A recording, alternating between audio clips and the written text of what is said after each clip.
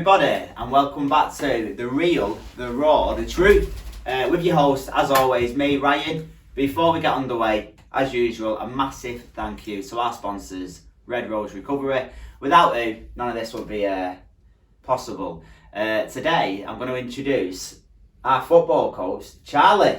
How you doing, Charlie? I'm alright. I was expecting Rio Ferdinand, actually. You know, what you'll do, Ryan. Yeah. Mate, it's really good to have you here. Pleasure. You are one of the old diamond characters, you know, still down there at football. How old are you now, Charlie, if you don't mind asking? Could be 73. You could be 73, yeah. Charlie gets a little bit shy when I bring this up, but is it true you are the oldest licensed coach in Lancashire? That's what they say, but you know, if there's people out there that want to dispute it, carry on. And if you can dispute it, come down next Thursday, you can take over. Brilliant, I love it, Charlie. We're down there tonight, actually, mate, aren't we? At 4 till 6, as always. Yeah, can't wait. I mean, how did someone with your background in football, Charlie? I know you don't like to come across as a know-it-all, you've said it, but you've got quite a lot of experience working in the coaching field of things, haven't you? Yeah. Where did that start? It started many years ago. A good pal of mine, who is still the top FA coach, is younger than me, and that's. I was coming home from work one night. I won't tell you where I worked, but I was coming home one night. Okay, I was coming past 4 barracks here in Preston, and there was a bunch of kids playing on the grass. That's a main road. People don't know it, it's a very, very busy road. The ball popped out in the road, so jammed on the brakes, pulled on the pavement, and said to the kiddies, like, "What are you doing here? You know, can you not sort of go down the park?" No, parents won't let us. So basically, cut a long story short, I spoke to my mate, first and foremost, about moving the kids into the barracks, and he said to me, "You're going to have to take your coaching badges if you do that." So basically, that's how it started, and we did. We moved the kids into the barracks thanks to the army and what have you. And now it's probably the biggest soccer centre in the north of England. It's Tom Finney Soccer Centre. Is that where it started? Obviously, I've heard of Sir Tom Finney Soccer Centre, but I had no idea it started from there. That's where it started. That's a proper sliding doors moment, isn't it? Just a case of a football going into the road and then it leading to all that. Yeah. The great thing, I mean, you know, like I said before, we could go pat on the head, Charlie, pat on the head, my mate, Jed. I'll mention Jed because he's top man, what have you. But it's not about that. It's where it's come to, thanks to people, believe it or not, like yourself here at Red Rose, that came along and volunteered to start. And we found out one or two had got quite a bit of expertise in different fields, ex-policemen and all that. They started getting grants. It got that big, we had to move to a bigger place, which we've done. Excuse me. Then it obviously more money, and then it started where instead of 14 kids, it was 140 kids. Didn't you move on to P&E, Preston North End, at one point in time? Yeah, well, again through Jed. When Gary Peters was there, just before Moisey, while they were there together, they wanted to set up a pilot development group. Now, our soccer centre was based on the All FA and McDonald's Super 6, where kids came along and they were assessed over a period of time. So it'd be like, you know, running with the ball, training with the ball down. When you say period of time, how long are you talking? Like weeks, 10 months? weeks. 10 weeks, 10-week course, I see. We'd score, give reports, and this, what have you. And if a kiddie got, say, out of the 6 disciplines, they got 5 6s, that was the highest score, and a 5, say, they were invited to go along to the North End School of Excellence for, I think it was 8 weeks, don't quote me on that, and they would be assessed down there. So we got this sort of intro, and then North End said, look, this is so good, we'd like to do pilot development centres. So that's what started up, and I became a development centre manager. We'd have centres like Leyland, Preston, Lancaster, you name it, they were all over the place. And we brought kiddies in on, again, 10-week courses, and from that we extracted, I know it sounds a bit elitist, we extracted the best to go on to North End. Some of them went on to play. I mean, yeah, I get what you're saying. It's almost harsh with kids, isn't it? But that's the reality of football, and I think that teaches you a good lesson in life as well. Sometimes you can give it your best, but you might not make that cut. Unfortunately, it's a good lesson. Well, we know here because the type of people we're dealing with. Yeah, a lot of people out there in the wider world, and I'll say that with tongue in cheek, don't understand. Because they love to point the finger. They don't understand where these people's backgrounds come from. I'll tell you a little story now. I was actually at North End when the 16 lads coming up to 16 would be told whether they were being kept on. And that was down at Springfields, the old training ground. And Jed said, "Oh, the way you are, Charlie, I don't think you want to stand in on this." I said, No, I'd love to see what actually happens. And they had all these kids lined up. Great soccer players, some of them, and they literally going, "No, you out, you out, you out." It was like whoosh, like they were given no hope, no backup, no nothing, and I was bloody devastated by it, so much so that we started a youth team. Yeah, good. Well, that's down to my son, by the way, and we did really well from it. But I was amazed that people can just do that to other people, without no explanation. And we at Red Rose know that's what happens to most of our clients. They do. I mean, so I'm not preaching anything here. I'm a part of Red Rose's football team as well. We have to have a member of staff down there. Predominantly our players are they're all in recovery, and that could be from substance misuse to poor mental health, anywhere from 2 days to 2 years. And we're all about social inclusion. It's about getting down, teamwork, some exercise. But there's a couple of lads on there that I won't say any names, but Angelo, for example, played professionally, and when it's not quite worked out, they spiralled into addiction. What I'd like to ask you though, Charlie, is addiction's not your backstory, but for somebody who's been quite heavily involved in football, like you just mentioned, setting up the Sophinid Soccer Academy, working with Preston North End. Why? I don't want to say go down to a lesser level of football, but what do you get out of this? Because obviously we're not at that level when we're playing. Let me tell you something, Ryan. You just said that way. This is that way. Oh, I love that, Charlie. It's listen. It's when you go and teach somebody. Like I was involved with forward amateurs, for instance. Yeah, good players, good amateur players, Lancashire and all that sort of thing. When you're dealing with those, you're at a level. Yeah, some of them don't want to learn, and all the rest of it. So the only way is repetition to keep them going at the level they're at. You're not really teaching them anything. You teach them a system. With our lads, it's fantastic because when I first come, and there's a guy in this room that you can't see on camera who collared me into coming. No, I won't say that. He found out what I did and asked us would I come. Yeah.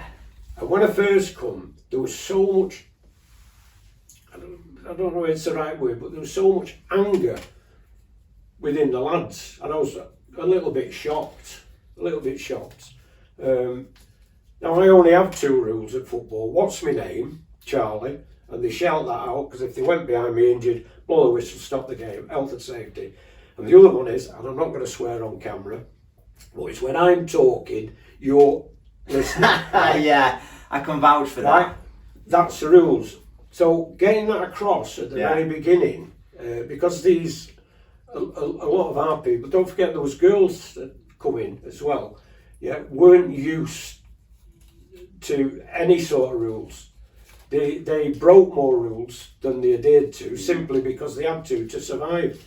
And once I got to understand that, the pleasure I got by allowing someone to actually express themselves a little bit better or be a little bit better at something, or even speak to someone else they've perhaps been on the streets with and still had a beef with. Right? And get that out of the system.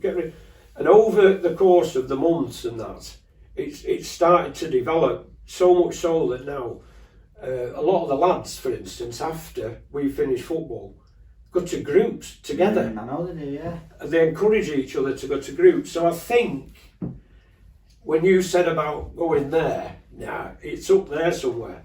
If I've put on a good session and they've reciprocated, I go home and I am on an absolute buzz. I would never need drugs, alcohol. I am telling you, I go home with a complete and utter buzz, and I'm sure they do the same. Yeah, they do, mate. They love it. As a coach, working with these lads, what is it you like to instill into them? Like, what sort of lessons would you like them to learn? And not just to practice on a football pitch, but to take with them into life. Well, I thought at first the main thing that we needed to get across was discipline, right? But then I bit my tongue a little bit. I thought, oh, hang on, before you get discipline, you've got to get respect. Now, nobody gives you respect. You've got to earn respect. I agree. So the first thing was, for them, I said basically, if you learn to respect me, I'm going to respect you always. I will never criticise you, and you will never ever hear me, and I hope that's still true, be negative to any individual. I will as an overall performance, but not as an individual.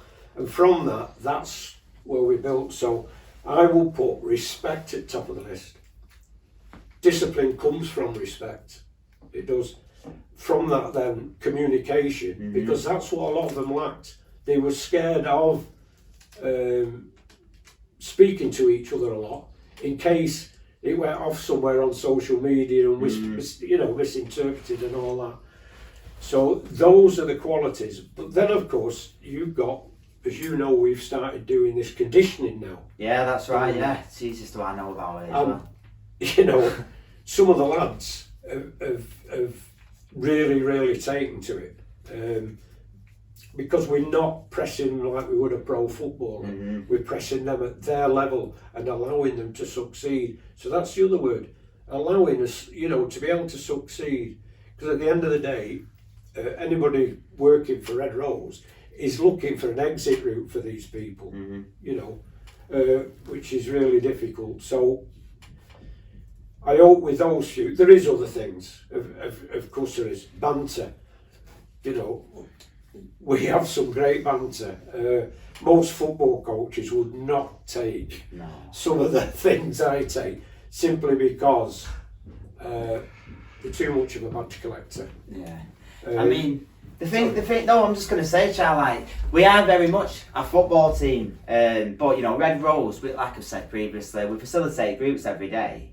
It's down on our timetable as a group simply because, as well, we have matches, we do training, but there's so much more to it. I think going forward in recovery, teamwork's massive. You know what I mean? A bit of exercise is so good for your mental health, and you feel a part of something as well.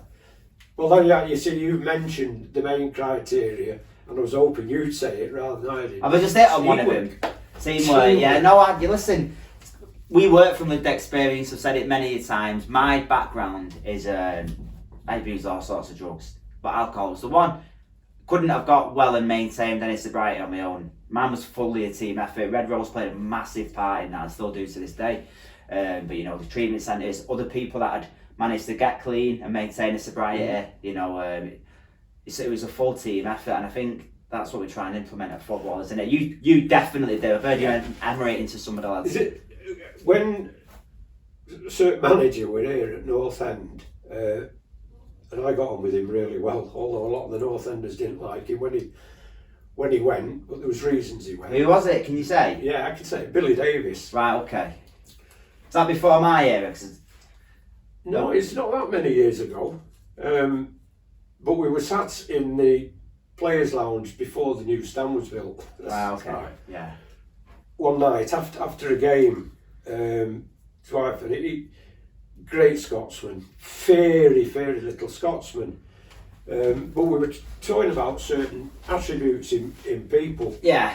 And I said to Billy, I have my own way of sort of analysing somebody, whether I like them or not. I said, but how do you actually analyse your team? He said, look, Charlie, he said, in your team, you've got to have thinkers and you've got to have warriors. Mm-hmm. He said, and if you can get a player that can think and is a warrior, He said, like a Roy Keane, which will suit you. Yeah. Da-di-da. He said, you have got a winning team within there. He said, so if I've got a warrior and a warrior, right, what I'll do is put them in the midfield, for instance, and between them I'll put a thinker warrior, so he can pull the strings and what have you. And he says that's the same with any team. He says whether it's football or whether it's in human beings, you'll always have the warriors, and if the thinker warrior is a bully, what are they going to be doing? Yeah, it's monkey see, monkey do, unfortunately, isn't it? And I love that terminology of warrior as well. I mean, you need him in football, you need him in boxing, but I think this rule applies to football and boxing, but I 100% believe that it applies to life in general. The biggest battle any of us ever have is you versus you, you know. Yeah. And what you can learn down there and apply into life, there's not much difference. Charlie, it's been a pleasure. Yeah, thank you. We'll be there tonight. Yeah. Thank you for your time. And I'm going to say this on camera. Go on. Just because. Just before we leave everybody, Charlie is a lifelong hardcore Manchester United fan, so I'm presuming he wants to get that across. And if you believe bullshit, you'll believe that. But this is going on camera. I want to pump your balls up tonight. So can you make sure you bring them? Now, anybody that's on camera, you can write. I'll bring him everywhere with me. You can write into Red Rose, and if you know the answer to that question, tickety boo. We've got him. I've got to pump. I'll blow him up later. Okay. I promise. Guys, thank you all for watching. If you fancy the football session, as I mentioned, there's much more going on down there than football. We have groups on every day. If you need our help, if you know anybody who needs our help, you know where we are. Click on the link below. Go on our webpage, www.redroserecovery.org.uk. Until then, stay safe, have a lovely day, and I hope to meet you all soon. Bye bye.